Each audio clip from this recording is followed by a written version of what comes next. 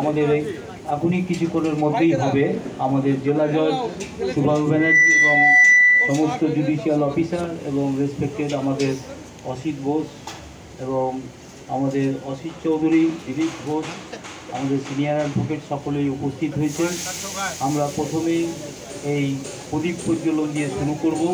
আমরা বলবো আমাদের জজ সাহেব সুভাষ ব্যানার্জিকে এবং যারা জুডিশিয়াল অফিসার আছেন এবং অসিত বোস এবং অসিত চৌধুরী এবং অমল দাস সবাইকে এখানে এসে শুভ উদ্বোধন করার জন্য।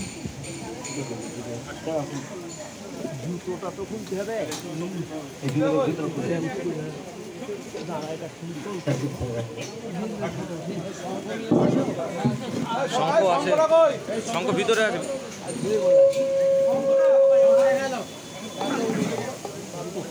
সুভাষ ব্যানার্জি এবং অন্যান্য জুডিশিয়াল অফিসার এবং অসিত ঘোষ এবং আমাদের সিনিয়র মেম্বার অসিত চৌধুরী, দিলীপ ঘোষ প্রত্যেকেই আছেন।